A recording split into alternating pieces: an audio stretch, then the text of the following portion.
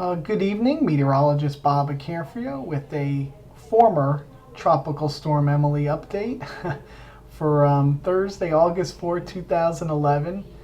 Well, Emily finally has bit the dust. You kind of saw it coming. Even this morning, if you heard my update, I wasn't as excited anymore for Emily as far as the way it was looking, and it just could never really get it totally together. It kept trying.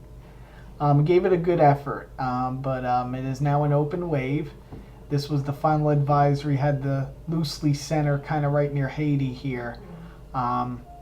So the National Hurricane Center will not have any more advisories on it unless it comes back. Possibility of coming back, if you wanted to put it in percentages, I'd give it about a 25% chance of coming back. Sounds about right.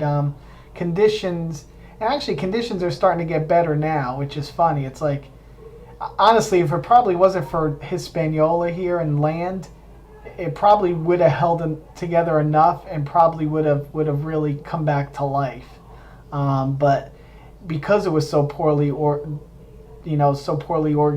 and we had Hispaniola there, and a lot had to do with the dry air as well. This storm never really had a good moist environment around it either, and just enough shear and all that good stuff. So anyway, if it does want to come back, it could come back near the Bahamas here, starting later tomorrow. It's a possibility. Like I said, I'd give it about a 25% chance. Again, it's not going to explode into some big hurricane, so no worries at all there. Latest visible loop here. So where could the center be? Well, you don't see any center, right? You're probably thinking, what's this? This is the center. Well, this is the mid-level circulation. Unfortunately, moving over Hispaniola as we speak, giving them a lot more rain than they need with this system. Probably going to be hearing some loss of life in this region with flash flooding. I would not be surprised. Unfortunately, the system didn't move very quickly the last 24 hours or so, and really has dumped a lot of rain in this area. So, really that could be the one. Of course, the worst thing that could happen would be flash flooding rains in this area. So, a mid-level circulation here. If you look very carefully, use your imagination a little bit, you can see a weak circulation kind of right in here, and this is where the remnants of Emily is sitting right here, and this will again start to move up to the northwest here in the next day. And again, we'll have to see if it could get re-going by the Bahamas there.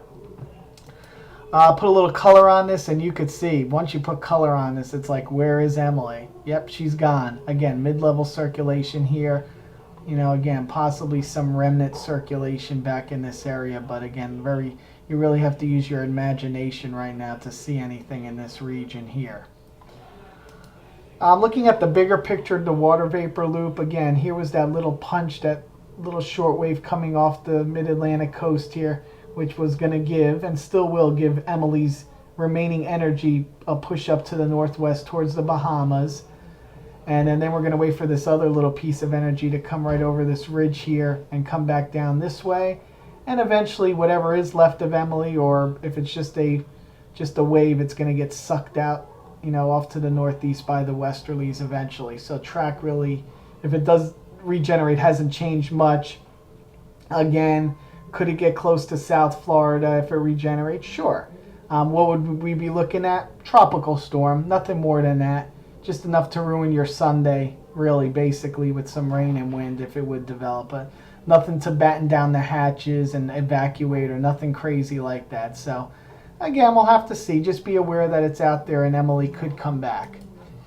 And again, as I was saying, actually for shear, it's actually starting to finally get better. We were going to have this little opportunity in here where shear was going to lighten up, and it's already starting to do so. So that's why, could it come back near the Bahamas? Yeah, it's going to have about a day or two of pretty decent shear. So you just never know. Warm waters, a little bit of a circulation, it's still out there and it's possible. It's amazing. Emily finally dies and the shear actually finally gets better. So she just was a little day late there. Again, where is it going? You could see the channel is opened up for this system to move to the northwest and then eventually out to sea. So it's going to make some kind of move like that. Again, I keep saying system. There's really not a system, but you get what I mean. If it were to redevelop, it would make that kind of look just like this. Vorticity 850 right now. Not bad. I mean, we've seen much better. You know, kind of stretched out, but there's still energy down there. So again, we'll have to watch it and see. Again, not very organized. Emily never looked very organized anyway. So these were some of the last models kind of run on Emily. I don't know if we're going to have any more storm-specific model runs with Emily.